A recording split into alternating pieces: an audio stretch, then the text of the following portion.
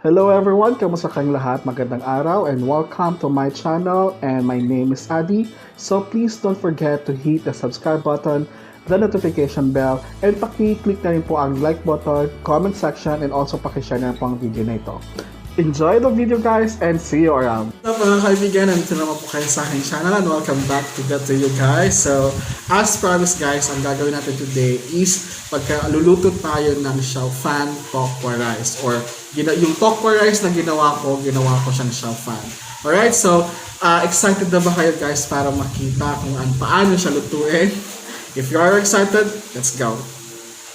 The ingredients: 1 piece carrots, small size lang ang kailangan natin dito guys. 1 large egg.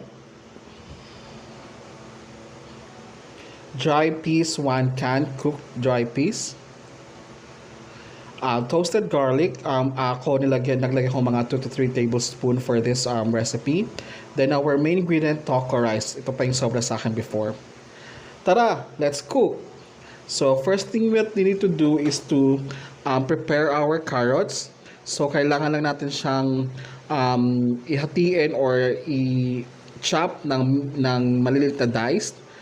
So wag masyadong marami guys, kaya isa lang kasi meron din siyang starch yung carrot. So hindi rin siya, kapag madami, hindi na siya magiging low carb. So after nito, we are just going to prepare our pan.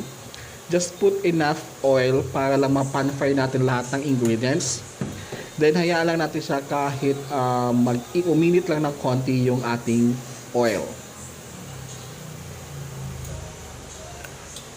Once mainit na yung oil, let's now put our diced carrots.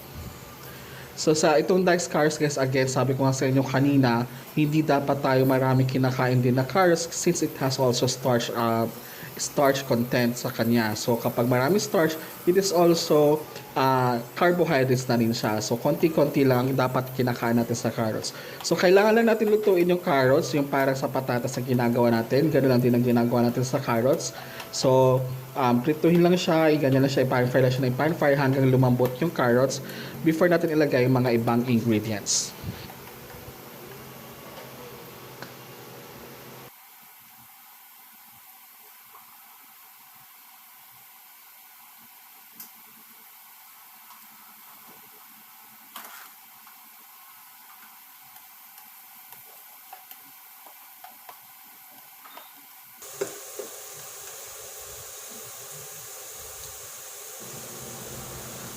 Alright guys, since luto na yung carrots natin, nilagyan na natin yung cooked dry peas. So guys, from the word cook, dapat pala hindi siya masyado lutuin. Sa ginawa ko, medyo natagalan.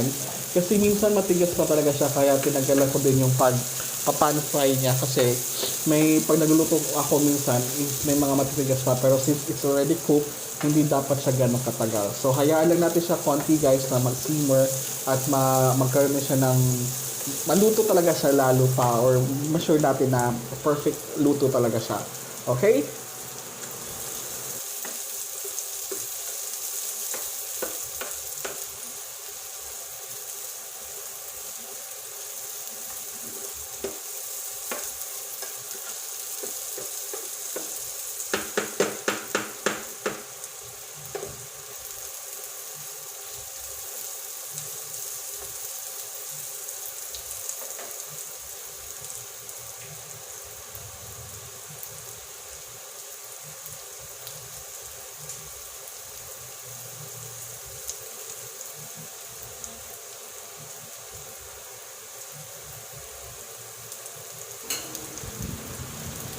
Okay guys, so luto na siya. So lagyan natin ng mga spices. So naglagay lang ako ng isang ulit piso na paminta.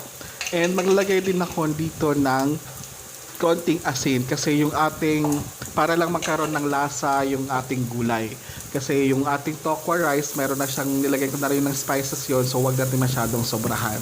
So kailangan lang natin i-incorporate yung ating mga spices together with the vegetables para sure tayo na lahat ng vegetables ay merong lasa. Okay, so right now guys is okay na yung vegetables natin, na incorporate ko na lahat. Let's now going to pan fry our egg para masabi talaga natin na ito ay isang Chao Fan. So lagyan natin ng konti ng isang egg para mas masarap at mas maganda tignan yung texture. So yung egg mismo, nilagay ko rin siya ng asin para may lasa din siya kapag kinain natin, aside dun sa gulay, kasi kapag walang asin guys, magiging bland yung lasa ng ating egg kapag kinain natin or pag kinagat natin siya yung kung egg lang. So kailangan mo lang siya halo-haloin guys. So hindi ko na siya ginawang scrambled or hindi ko na siya in-scramble before ko ginawa. So dito ko na siya hinalo-halo para meron siyang white and yellow texture. Para maganda lang siya tignan kapag nabuo or kapag natapos natin yung pagluluto. Okay guys, so let's just continue stirring or let's just continue to incorporate the egg with the vegetables. Dapat talaga ma-incorporate siya ng maayos guys para hindi siya magmukhang buo-buo. So kapag may mga buong egg, hati-hatiin nyo lang sa gitna, malambot naman yan, mabilis naman yan siya mahati. So hindi siya katulad sa love na dapat kapag wala na, tapos na. So sa egg, we need to be patient, hatiin lang natin yan.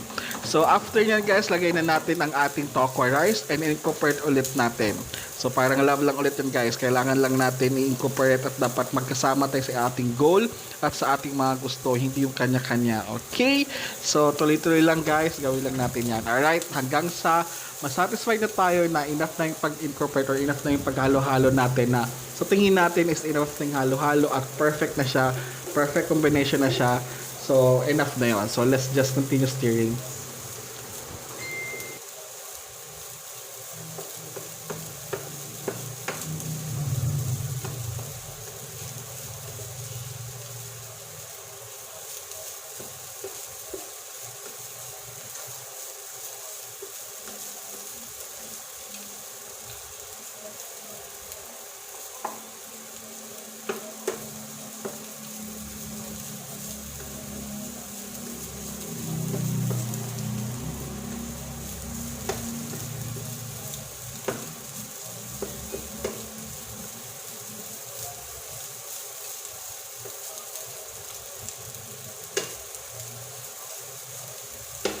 Alright, so ito na guys, kapag tapos na natin siya ma-incorporate lahat, let's now put our next ingredient, which is the toasted garlic. So yung toasted garlic ko pala guys, binili ko lang din siya kasi hindi ako marunong gumawa.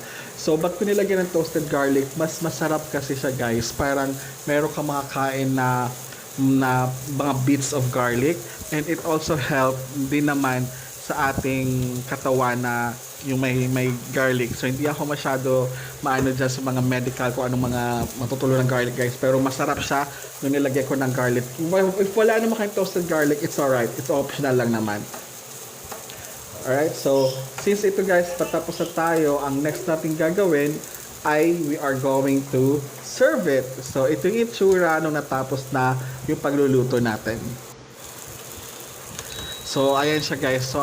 So nakikita nyo naman guys, para na talaga siyang Chao Fan.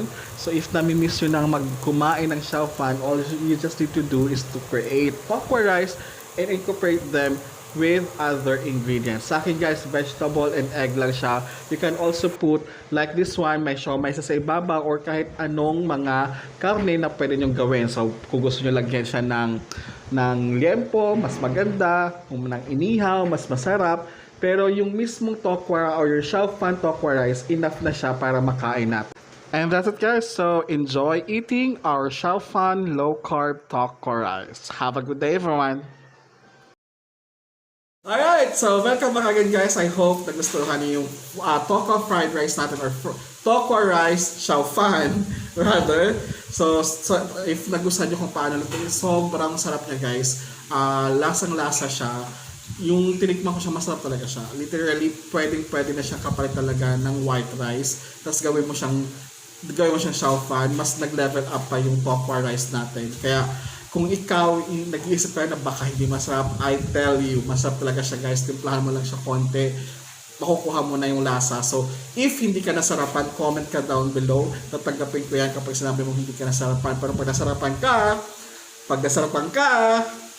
nasarapan ka, all you just need to do is to share this video, and also don't forget to hit the subscribe button and also the notification bell para masabi kayo ng YouTube na meron akong mga bagong videos katulad ng mga ito. Alright? So thank you so much again guys for watching my video, and see you soon. Bye!